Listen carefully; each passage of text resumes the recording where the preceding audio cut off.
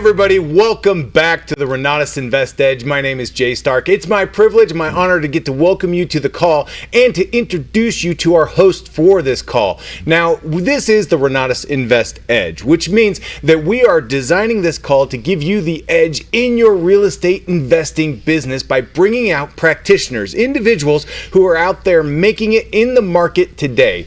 And the reason why so many people come together, the reason why Renatus exists is because of our host. He's the founder, the CEO, an individual that it's been my absolute pleasure to get to work for more than 14 years now. And he is someone that I have seen through thick and thin and through the highs and the lows and through all of the hard times, always considering first and foremost how every decision we make is going to empower the people around him. That's the reason why in the Renatus tagline, it says, "We create real estate investors," because that is who he is and that is how he focuses his time and energy and efforts. So join me in welcoming to our call our host, the CEO and founder, Mr. Bob Snyder. Jay, I'm thrilled to be here, and we've got a great show for you today. I'm telling you, you're going to want to take some copious notes because the information you're going to glean today could really help propel your business.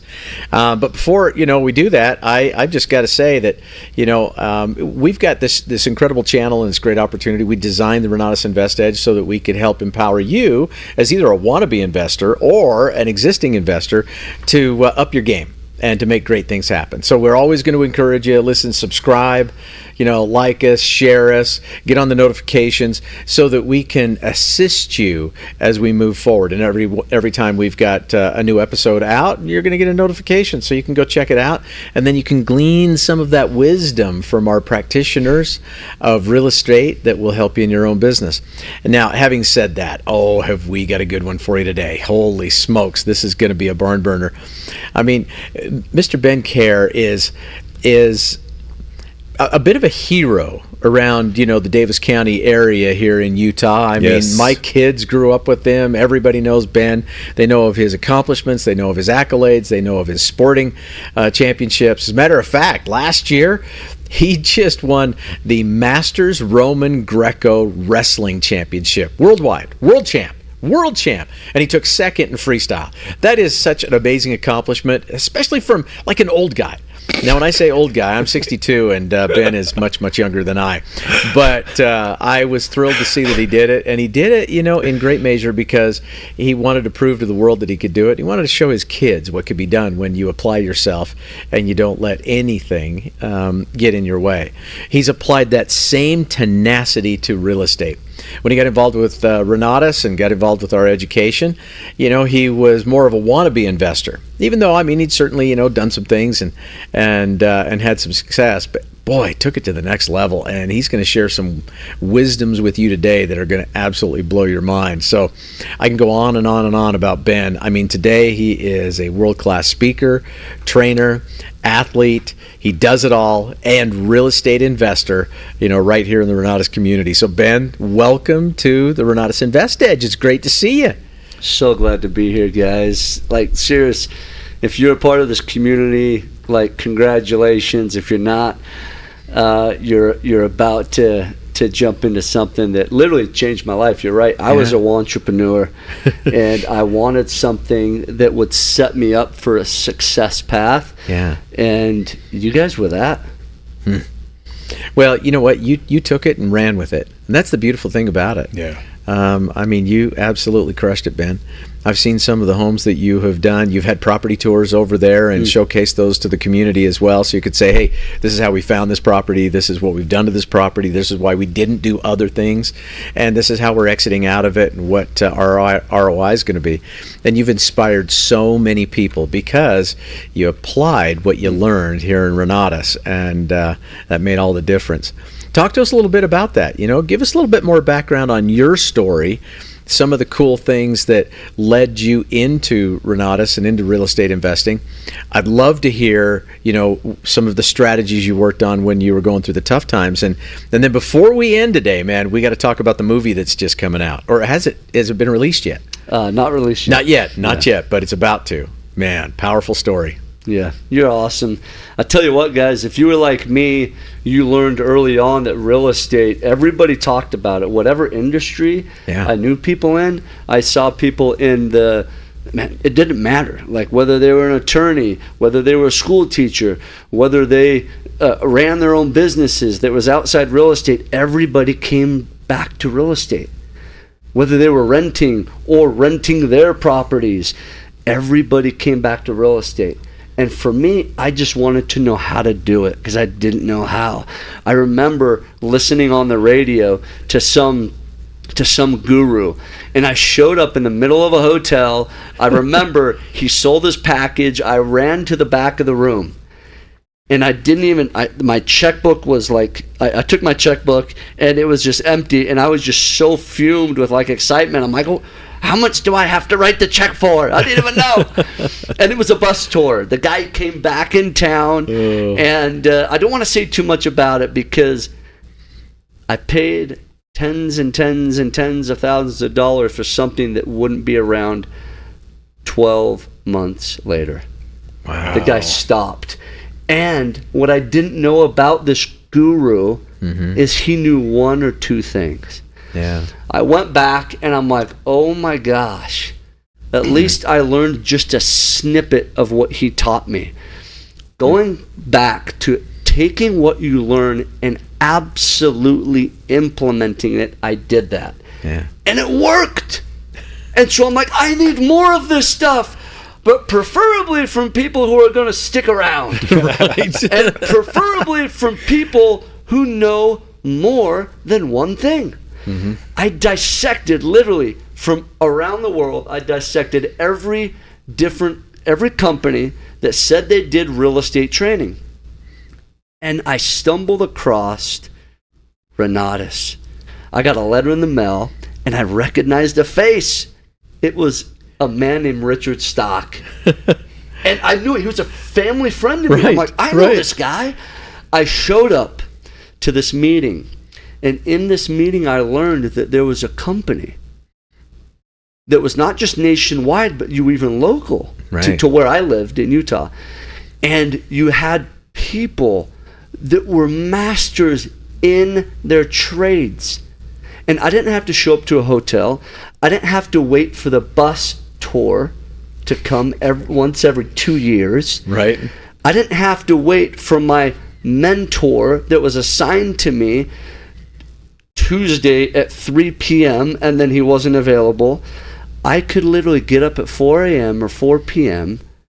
and watch the masters at their trade anytime.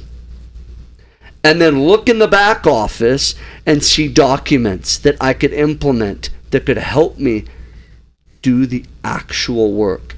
Then I could collaborate with people like you and Richard Stock, and they could walk me through people themselves or people in the community. There was never a community in any of these other things. Right. And so I met people, I collaborated, I partnered with people who were way smarter than me. And it took me on the journey to, at one point, from starting with one home on seller's finance to flipping 40 homes at the same time around the country. And I vowed never to do that again because it was too much. But the point is, it allowed me a trajectory to grow. Why? Yeah. Because there was a platform that was available when I needed it. Mm-hmm. There was a tribe and a community. This was the coolest thing. That when I was investing in Chicago, I literally went to the meetings in Chicago and said, who knows bricklayers? Who knows tile guys? Who knows investors? And hands went up. They didn't even need a piece of the pie. Right. They literally said, you're part of the community. You go off of the same education we go off of. We get you. How can we help? That changed. It absolutely changed my trajectory to now I invest in properties all over the country, all different types.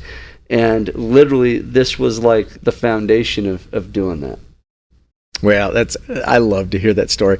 You know, it was kind of funny because we were talking about that this morning on one of our leadership calls with a number of folks, and one of them had talked about how Mitch Nelson, who you know, had kind of coined the phrase. I'm trying to remember. It was collaboration and competition put together. So collaboration. Collaboration. That's what it was. It was collaboration. Because competition's like this. Competition's always like this. Collaboration is what we're after, right? But at the same time, a little friendly competition is good for everybody. Oh yeah. So collaboration. I thought that was a great new word. We're going to trademark that one. Collaboration, trademark. Collaboration, yes, trademark, and we're going to make sure that it gets in the dictionary and makes its way there. But that's what you were able to experience, and so with that experience, what's gone on in your business? You know what I learned early on, because my dad did a little bit of real estate investing. Yeah. But he was on the attorney side, so he had a little bit different skill set. Mm-hmm. And going down the attorney path wasn't what I wanted. And so I needed to learn a little bit different about the other trades of maybe I want to flip properties. Maybe I want to have some hold properties, some rentals. Mm-hmm. And I learned that I would need to learn how to last through the hard times. Yeah. Now, 2020 came. Mm-hmm. And I learned I didn't just want to last. Now, my background is wrestling. Right. And I just don't want to last in wrestling. I want to smash it. I want to kill it. And so I started studying people in the education that had done all these unique, creative ways to finance and find things during the hard times. And I remember in 2020, jumping on a plane when no one was willing to jump on a plane. I remember going to the hotels and them giving me like sacks, bagged breakfasts and say, good luck, right. Like, don't be here. And I'm like, am I the only one doing business around here? But I also remember Warren Buffett saying, basically, go into the home when the fire is on. Don't run away. Mm-hmm. While you're going in, I figured I might as well take some s'mores and some marshmallows and enjoy it. And I tell you what I've learned is that the competition is different when nobody's willing to compete. Mm-hmm. And so I went in the years of 2020 and I saw some niches. I saw some things that people were getting out of and coming in and whatever. And I decided to really step it up. Yeah. And Warren Buffett says, be greedy when people don't want to be greedy. And when people are greedy, step back a little bit. Time to be fearful, right? Time to be fearful. And so I took that. I took the education. I took the people around me. And we decided to step up when times were tough. And man, it's made all the difference. Yeah. Isn't it interesting, because the masses, the majority of the folks out there around the world, they wait until an opportunity becomes self-evident before they get involved. And that's when the opportunity has passed. And that's a lesson to be learned in real estate investing as well. We've seen so many statistics, so many reports, not to mention my own research. And I just see that real estate is going to continue to, rise over the next 10 years. And those individuals who are sitting on the sidelines waiting for this massive correction where everything's going to be on sale, I think are going to be sorely disappointed. So you went through a period of time when there was a correction. Let's talk a little bit about how you thrived during that experience. So I'll give you an example. When I jumped on that plane that day, it was to take me out to Wichita, Kansas. Yeah. And there was a storage unit complex of people that had been in this industry, and they saw everything shut down. And they're like, I need to sell. And I remember being on the plane saying, what am I doing? If nobody else is running towards this, why am I? And then keep replaying in my mind, no, this is what the people do that actually win. Yeah. This is what the people do that talk about in the education, to absolutely buy into yourself. And that's why that's literally what I saw the education as. If I'm going to invest in something, and I can invest in myself, and I can control, it's like going down to Vegas and controlling the table a little bit. Mm-hmm. What if you can control the chips just a little bit? Yeah. Well, this was a time when nobody else was competing. I remember buying a storage unit complex and going back and begging, just like lenders, please lend to me, please lend to me, and going through the fire. And about 11:58 p.m. the night before I had to have the money, getting the funding. Wow. 12 months later, I would sell that property for twice the value, so $1,050,000. We put about 25 grand in renovation into it. Yeah. And cleaned it up, changed management, and a year later we would sell it for $2.1 million. And I learned, oh my gosh, I actually implemented what was being taught through even the fearful times. Yeah. I learned that when fear is out there, it's okay. Just don't let fear go undefeated. Yeah. Because there's been so many times, guys, that I allow fear to go undefeated. I allow Goliath to step out in the field and never raise my stone and raise my sling. That wasn't me anymore. And so now going forward, I'm willing to be David with strategy behind it in the education. Right on. Man, what a beautiful story, and a great example too of what it takes. So you gave the example of David and Goliath, right? I mean, we all kind of know how that one ends. Spoiler alert. Yeah, spoiler alert, right? But David was confident, and he went out there even though everyone else was fearful because they knew what was on the line, right? But David was confident. How did you gain the confidence to take action when so many others were fearful? Looking in the story of David, it's get this, his older brothers knew who he was best. Yeah. So they thought. And they were even telling him he's crazy. Guys, if you don't get what's going on in the real estate realm right now, it is an absolute bloodbath for the public eye. It is a golden opportunity for those who actually get what's going on. Mm-hmm. There's more homes being sold on the market than there are buyers. It's brilliant for buyers. Yeah. If you don't get that you are in the exact seat to be in the perfect spot to buy, you don't understand what's happening. You have no idea what's happening. What happened was that I stepped out in the field, being the David, and I was fearful. I call it my man diaper. If you don't think David was wearing a diaper going out into that field, looking at the huge giant come after him with a sword that was probably taller than him, you're wrong. David is wearing a man diaper, just like I do during some of these times. There's some sleepless nights.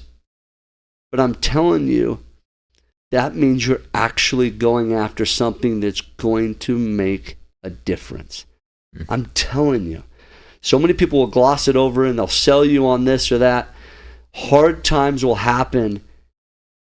Buckle down. Invest twice as much as you did before on you because you have some control over it, and then go all in. Mark my words. 5 years will come. Knock on wood, assuming that you're here, right? 5 years will come and you will look back on 2025, come 2030, and you're going to ask, I wish I would have bought. Mm-hmm. I wish I would have went all in. I wish I had the opportunity. Put on the man diaper, invest in you, and go in strategically. I'm not saying going in just with rolling your arms and just slinging the stones or slinging whatever. Going with a strategy. Focus on the target. Do your homework. Go home. Practice slinging the stones just like David did hundreds of times in the sheep fields. That's learning from the masters in their trade. And then learn to put it into practice with people around you that will support you. Right. Right. That's the beauty about it. So the knowledge, the education, the institutional knowledge, surrounding yourself with a community of like-minded investors, being able to have mentors inside of the group that you could tap for that knowledge. What has that meant to you? What kind of deals have you done, and what kind of things are you still continuing to do? We've done tons of deals. It's been fun because I've done deals with people that have been way more seasoned than me, and I've learned from them. And everybody gets to be the lower man on the totem pole, should we say, or less experience. If you're that guy, you're on the right totem pole, my friends. Right. If you're on the top of the totem pole for too long, get another totem pole. Be in another room. Be the dumbest person in the room, right? And that's meant the world to me. I've also been in partnerships where I've been a little bit more seasoned, and I've gotten maybe a little bit more equity. Yeah. Or I've had to not put so much money in. And my strategic history and my track record has spoken for itself. We've gotten people out of 9-to-5 jobs. We've gotten teachers out of teaching. We've gotten bankers out of banking, with the desire to do just that, with the desire to call their own shots.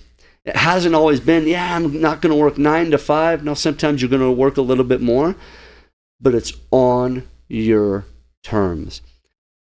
I worked a 9-to-5 job. It's for some people, it just wasn't for me. Yeah. All due respect with people that love that stuff. For me, it wasn't, and this is why. For what I do now, it's not necessarily that I just work 8 hours a day. There's some days I do, there's some days I don't, but I get the choice. And secondly, I'll never forget the day that I got fired from my 9-to-5 job. And I'll never forget a few months after that, feeling that was the best gift in the world, because I grew exponentially. I remember feeling like that day, it was weird. I walked out of the office doors and I had everything in my arms. And for some reason, I felt like that I was lighter. Yeah. Because I felt like I just had what I felt like was the worst thing happen. I got let go. Guys, I got let go from something I sucked at. Jim Carrey says this about his dad.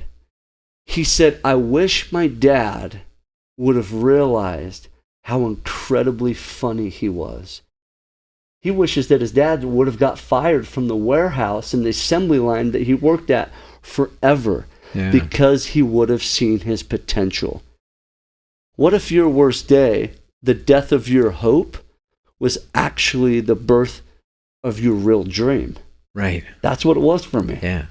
It was the birth of my new potential that wasn't really new. It was there all along. I just shoved it down, shoved it down, shoved it down.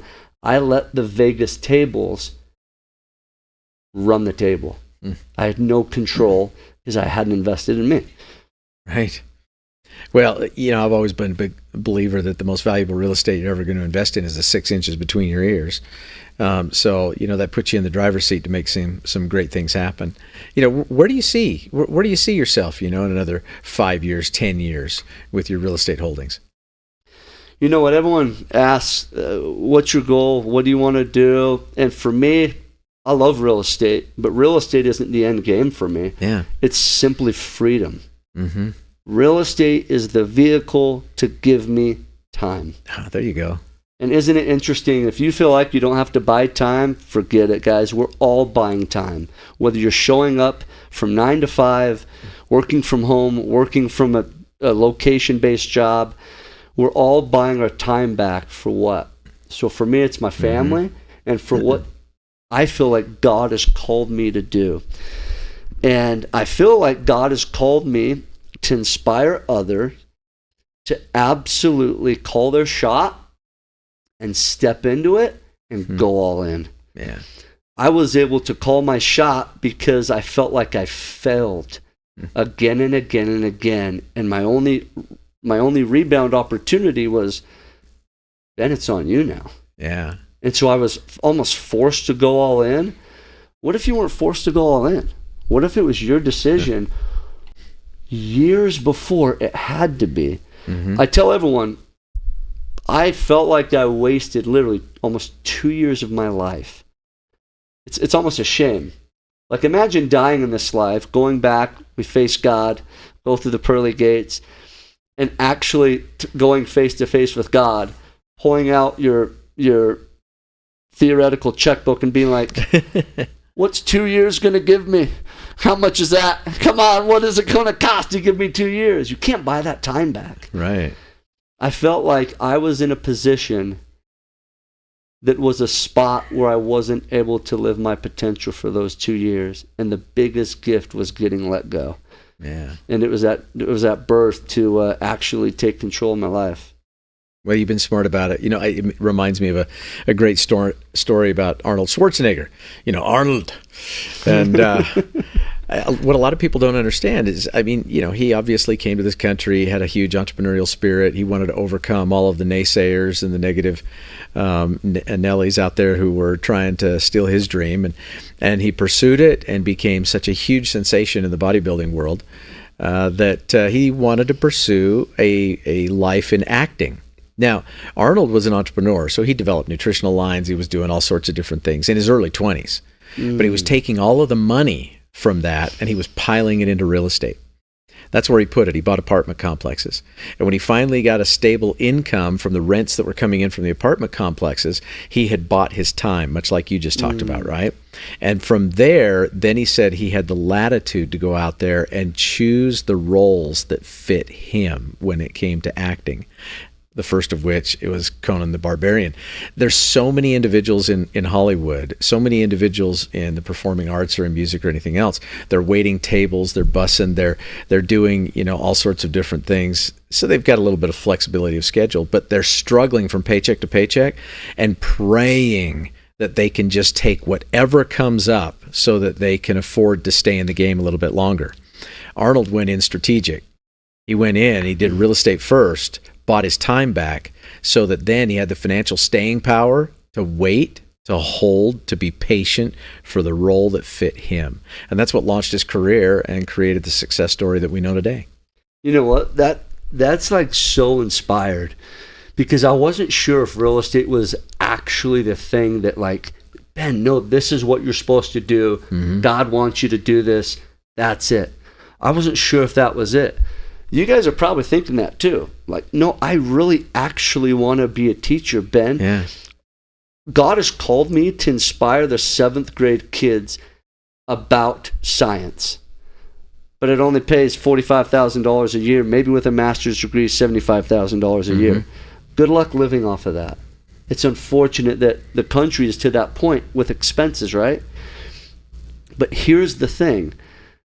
I have spoken in so many elementaries, hundreds, and it just didn't pay that much. Maybe $500, $1,000, $3,000, $5,000, whatever. Yeah. But you can't make like a decent living that way. Right.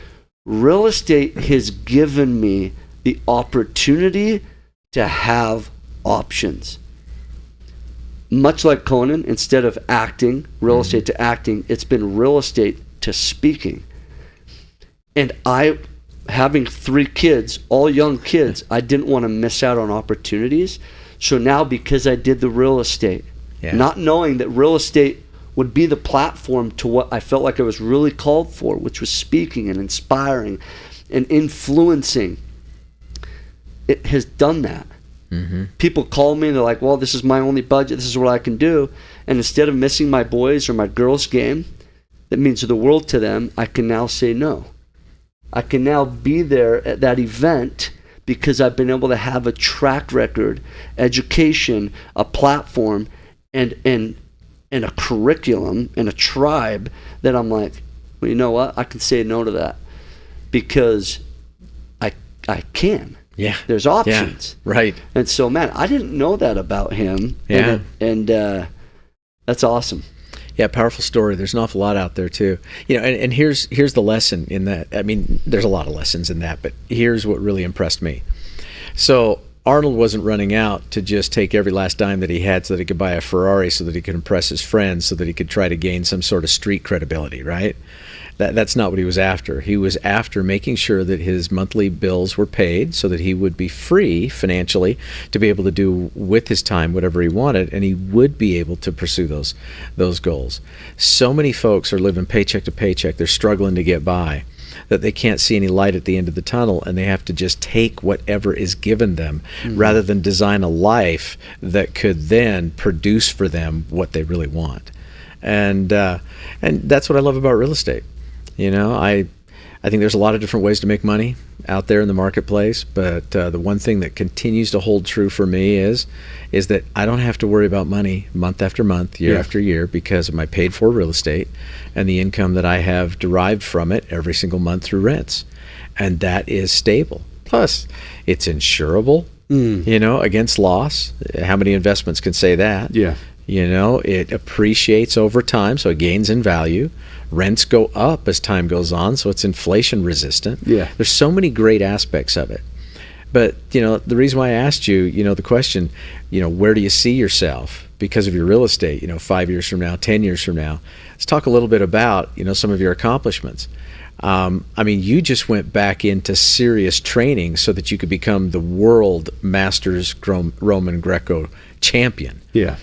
What inspired you to do that, and how were you able to facilitate that? I was sitting at a conference in Florida, and a guy named Ed Milet gets up. He's a speaker. Yep. And I had just gone through my kids' first wrestling season. And I was yelling from the corner, half Nelson, double A, come on, do this, do that. And they're like, Dad, what do you know about wrestling? They'd never seen me compete. Oh, wow. Wow. I haven't competed for like 12 years or whatever. And so my kids are 5 and 6, right? And I was an idiot, right? You're never the king in your own kingdom at that point. Never. And every time I come home from a big event or a big conference, my cup is full. I'm feeling fully validated. I get to come home to my family, and they remind me just how insignificant I am. Do the dishes. Take the garbage out. The toilets haven't been cleaned. Yeah, it's the ultimate equalizer. That's what it is. But so I felt that, right? I get back from these speaking events or whatever, and they roll out the red carpet for you, and my kids are like, I get that. So I was sitting in that conference, and when he said this, one of the most insidious forms of child neglect is parents not reaching their potential and live their dreams. And what I heard and what struck a chord to me, to the soul, was you are literally training child abuse or doing child abuse if you are not living to your top potential. Wow. And I'm like, Ben, shut your mouth in the corner, and why don't you go show them? A few months later, without having to in wrestling in like 10 years or at that point, I strapped up my singlet in wrestling, lost weight, went down to Las Vegas, did the work, did practice, trained with the college guys locally, was bruised and sore, but all along the way, my kids were watching, not listening, not getting their ears full, not talking about real estate, not talking about doing the deals, not doing this. I was doing the action. I show up with my kids in my corner, and the roles were reversed. And I outscored my opponent 64-2. Wow. And we went on, and it was so interesting. I'm literally sitting there in Las Vegas, and in the corner of my ear, I could hear my daughters and my kids, "Smash him, Daddy, smash him." And I heard my daughter say, "Champion of the world, champion of the world," because the Olympics had just happened recently before that. And we'd done our own Olympic ceremonies in the family room with my kids. And shortly after that, I would be invited to go represent the United States of America in Greece. And I was able to take my kids out to Greece, and they watched Dad take second in the world, not accomplish my goal. And I bring that up. I don't jump to the gold medal accomplishment first because I thought, and if this isn't a lesson, I don't know what is. You guys are sitting on the couch. You guys are not doing the thing. You're not accomplishing, you're not stepping into who you're supposed to be because of this exact same thing. Fear of failure, fear of not being enough. And I was ahead by 1 point against Azerbaijan in freestyle with 1 minute to go, and I stopped wrestling. Fear of failure, fear of losing. I ended up not winning. I have a picture when I speak of my boy just crying in the stand. Not because I lost. He saw his dad disappointed. I was terrified that when we got on the podium, when the Azerbaijan flag raised above the United States of America flag and the national anthem of Azerbaijan played and the silver medal went on my chest, that when I would go back to the apartment that night, that my kids and my wife would be disappointed. That's why we don't do stuff. That's why we don't step on the mat. That's why we don't sign up. That's why we don't step on the starting line. Right. I went back to the apartment that night, and they didn't know what the silver medal meant. They grabbed the silver medal and ran around the apartment and yelled, "Champion of the world!" And that was a lesson to me. My wife hugged me tighter that night than probably even if I would have won, because I put myself in the batter's box and I freaking swung. Yeah. And though I may think I missed, I swung. I stepped in, I saw the pitch, and it was a fastball, and I swung instead of just sitting in the stands. Yeah. Luckily, though, just a few days later, in Greece, I had the opportunity to step in the batter's box again in Greco-Roman. I wrestled 2 styles. And I made a firm decision and promised myself, win, lose, or draw, because sometimes you can't control it, the outcome. Right. Luck, slip on the mat, whatever happens, you don't feel well that day, that I wasn't going to stop. And that I was going to put it out there, and I was going to swing as hard as I could. With a minute left against Italy in the World Finals, my kids are in the stands, wearing the silver medal as proud as could be. And I remember the saying, the biggest form of child neglect is parents, adults, not living to their potential. And the potential for me was not giving up, not stopping. With 8 seconds left, I was ahead. And I remember I just kept pushing. I kept pushing. No fear of failure. I just kept pushing. My kids were watching. It didn't matter if I won or lost. They were there to support me. They're just glad I showed up. The Italian gave up. I wasn't looking at the clock. The Italian came and shook my hand with 8 seconds left. And I thought it was over. Because I made the decision to not stop. I thought it was over. He had given up. I went to go shake his hand, thinking it was over. And my coach was like, don't stop, it's not over. And so I got back in position, and I won. National anthem goes on, the flag goes to the top, I get the gold medal. And right after that, my kids took the American flag, and with the silver medal and the gold medal in tow around their necks, they ran around the mat saying, and champion of the world, daddy won, daddy won, daddy won. It didn't matter if I had gotten the gold in both medals. As a matter of fact, the silver medal was more important to me, as well as all the losses that I've had in even real estate, because it taught me lessons. My dad said, Ben, that's the best cost of education that you'll ever have. Yeah. Now you know better. And so what have I learned from all this? I have learned that I had a decision to live my top potential. And that meant losing.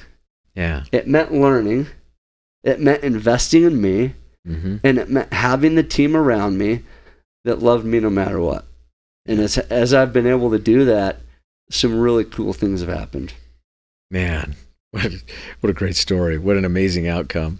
Because, we've got to be able to find the wins along the way. Whether we win or we lose, I mean, the old adage is true that we will learn, right? As long as we're open to the lesson. And then that's what helps us to be better. But what a powerful reframe. That we're actually engaged in child neglect if we as parents aren't living up to our full potential. I've never thought about that before. But boy, when you put it in those terms, it hits home. That's really a chord. Yeah, that's really giving your kids the permission to not play to their potential, because they've got a whole lifetime of example of you not playing to your potential. Right. And I want my kids to be better than me. Yeah. But they don't know any better. Right. So I adopted my kids. Those of you guys don't know my story. I adopted my kids, 3 kids in 13 months, and I knew about them, the first 2, like within hours. I didn't have 9 months to prep. I didn't have any of that. I was a dad within hours of taking the phone call. What I learned very rudely, very quickly, very shockingly, was, oh my gosh, if I don't do it, it doesn't get done. And they're watching me always. And I create their reality. Right. If our potential is a 10 and we default to a 7, that's their reality in top potential. That is so cool and so scary that we have that control. Right. So when I got myself out of living as a robot, fitting in, not standing out, holy cow, that was a life-changing decision that I chose to step into. Yeah. An interesting observation, and I don't have any science to back this up, but I do know there's science out there, and that's what kind of happens on a cellular level. I mean, we know that there's memory in the cells. We know that our DNA, takes on lessons learned from our ancestors and passes those down. And what you did for your kids, have you ever thought about the fact that what you did for your kids was an example that is going to be carried through to their children and through generations down the line? My kids, I feel like I have to put bubble wrap on them sometimes because I feel like it's given them courage to do things they shouldn't have courage in doing. I'm like, you can't throw rocks at cars and you can't jump off that mountain. But it allows them to feel, if you can do it, at least I can attempt too. Yeah. And I've had friends that even me wanting that say that is the biggest X factor, that you can't train kids. They don't teach that in school. Yeah. Right now, more than ever, my friends, if you can train your kids, if you can teach them anything, it's confidence and grit. Right. And how do you train them and teach them? You have confidence and grit. You step up. You do it, and let them watch. Man, it's all about demonstration, isn't it? Yep. I mean, leading by example and making some things happen. But you know what? As you shared that story, I just have to ask for clarification. So have they seen you throw rocks at cars? Or jump off of mountains? Yeah, no kidding. It just gives them courage in whatever they're doing, right? And right. I wish it wasn't throwing rocks at cars sometimes. But you know what? That's a powerful lesson right there. It's not that they're necessarily going to follow in your exact footsteps, but they will follow the pattern of behavior that you set out before them. Yeah. So having that courage, having that strength, they're going to have that as well. They may or may not actually take it up in wrestling, but they'll take it up in other areas of their life. Yeah. And so I love that. That's a powerful example. What we do in my family is when people fall over, when people are riding their bike and they crash, we celebrate the new beginning, not what people think is the dead end. Not the failure. We celebrate the new beginning. So it's crazy. My kids are starting to understand, I almost did that. Let's do it again. And so when kids crash, it's not like, oh, you okay? Are you okay? Are you okay? It's, that was awesome. Are you kidding me? I can't believe you did that. How you spun out of that. Oh my gosh. Look at the scar on your knee. That's so cool. And so they did that for me in the silver medal. Yeah. Dad, look what you did. Look at the medal. You were on the podium. When I felt like I was failing, we changed the narrative. Right. And life is never the same when you do that. Yeah. Isn't it amazing how the energy of the crowd can feed you? I mean, it almost gives you a superpower. I've experienced that to some degree, but never as much as this one moment in time. I was hosting an event. We called it the Rocky Mountain Summit. It was up in Park City. And one of the individuals there was a professional. He was trained, and he did kind of a bending arrow ceremony. You've probably seen those or been through it yourself, where literally they take an arrow and they take the tip and they place it right here. Actually, it was right kind of in this area right here. Right. It just makes me... Yeah.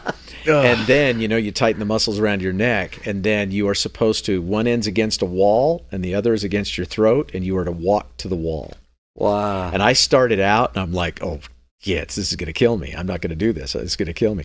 And then he said, okay, everybody, I need everybody in the room to come together to support Bob in this effort. And they started chanting and they started encouraging and they started clapping and hooting and holler. I've never felt such a surge of emotion and confidence and energy in my entire life.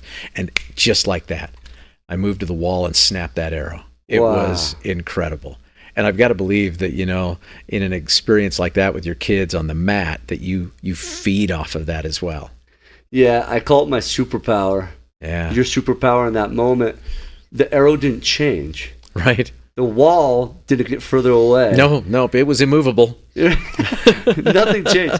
The superpower was the community coming together and booing you on to release the real superpower within you. For me, my secret weapon was were my kids. They were literally in my corner, and win, lose, or draw, they were there chanting me on, cheering me on, and I'm like, holy cow.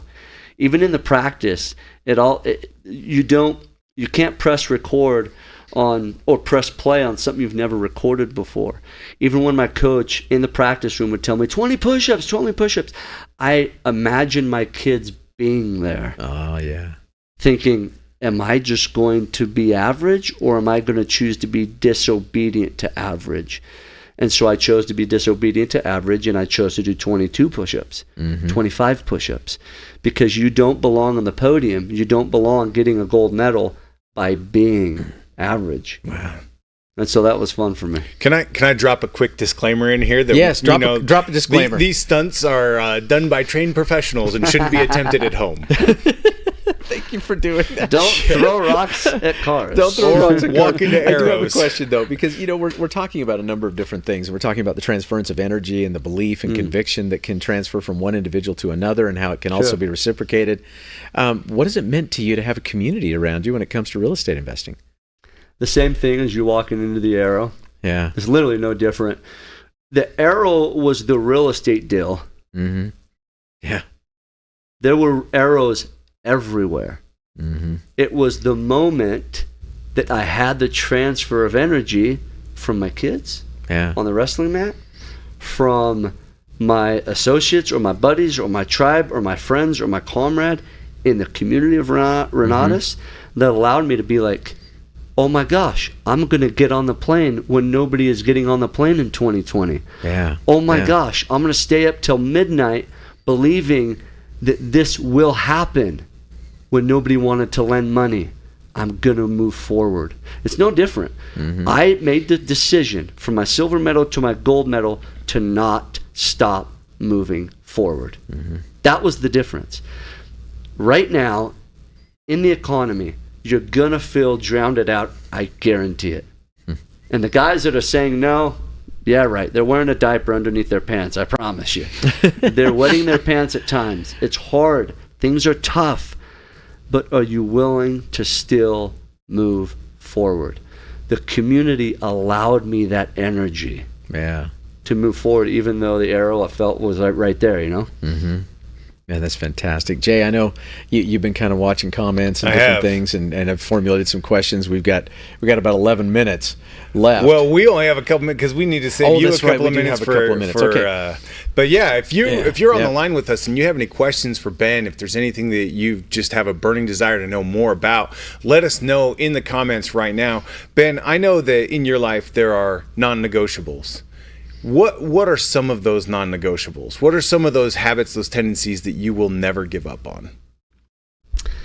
I have a guy right now that wants to pay me a bunch of money to do some consulting for his business.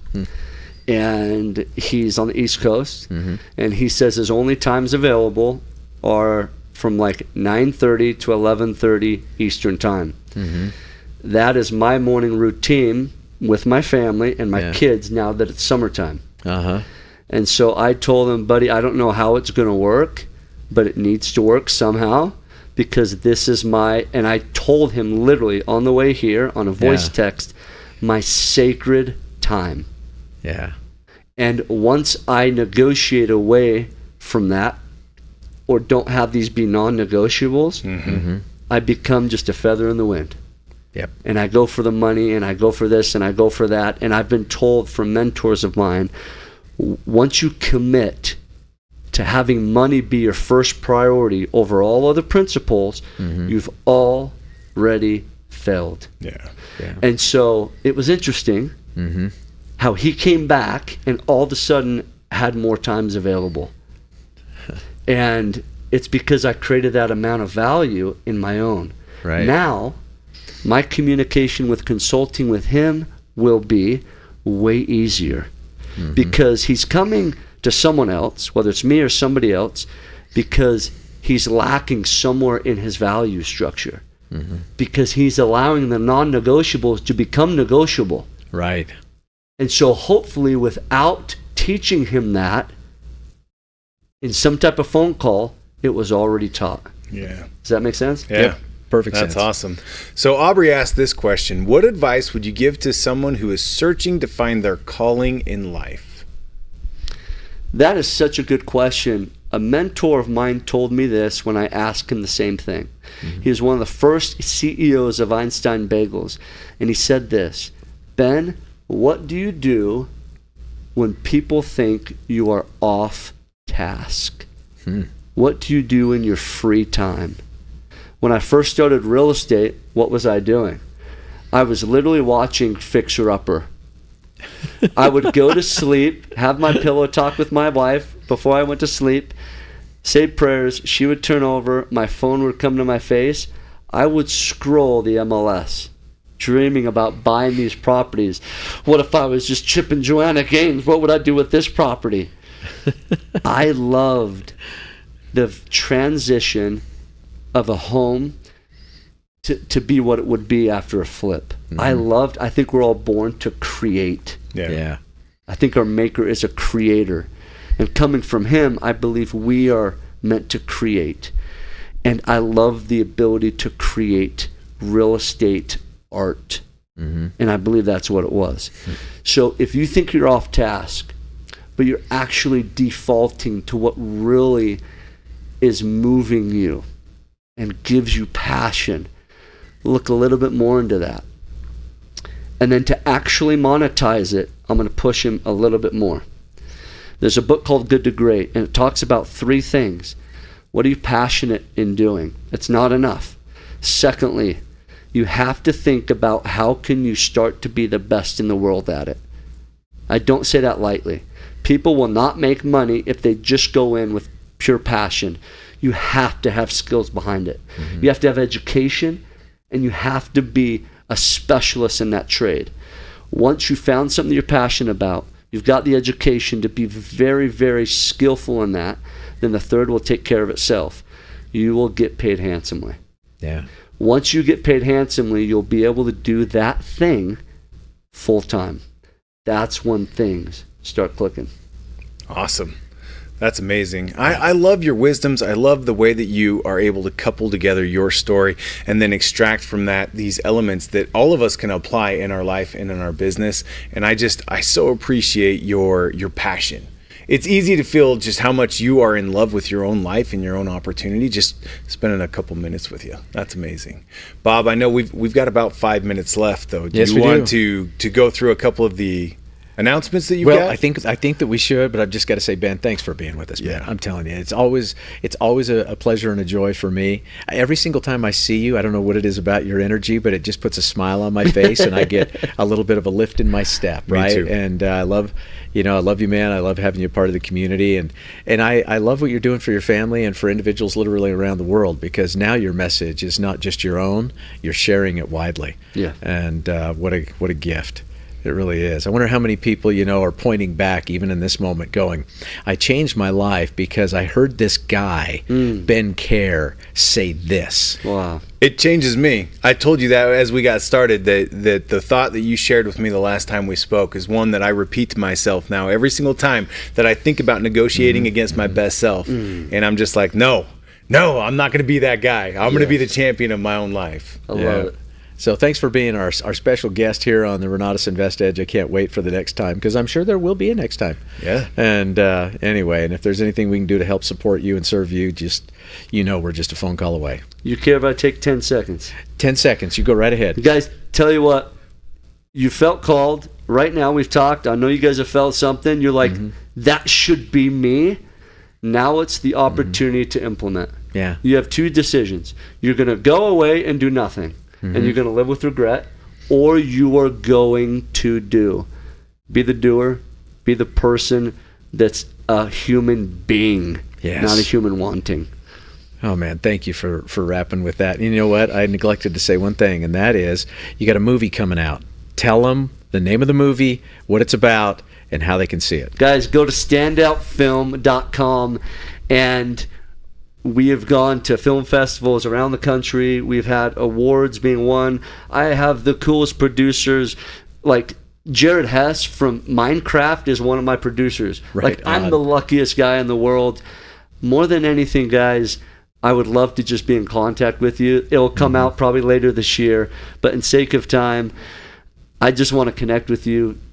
Would love to just absolutely jump on a call, link with me on social media under Ben Kjar, and God bless you guys. And instead of fitting in a world of so many people that are robotic, choose to stand out, and that's the name of the film. Oof.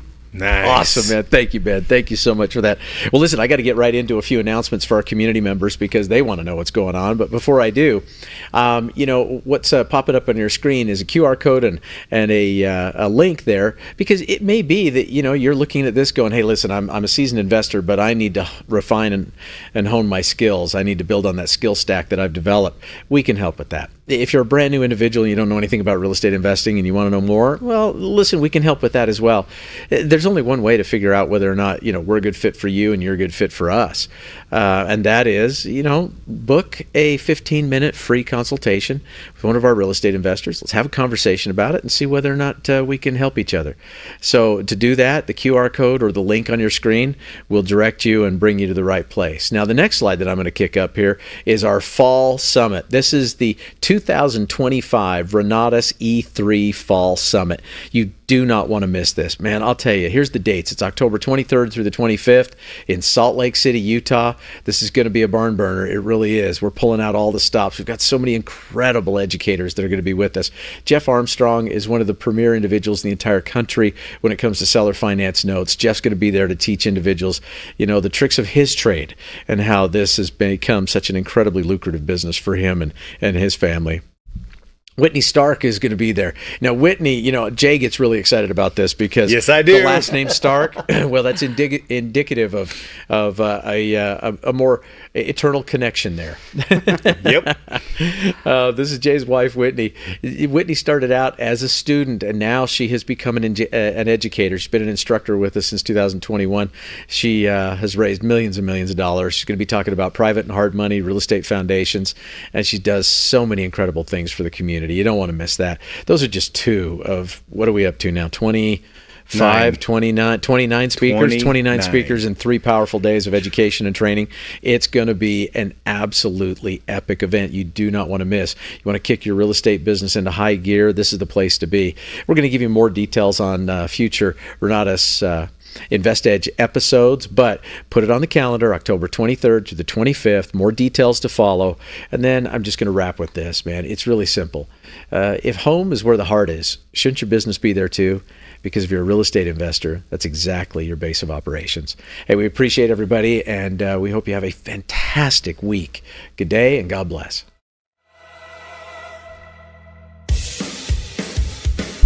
Way to wrap that up. That was killer.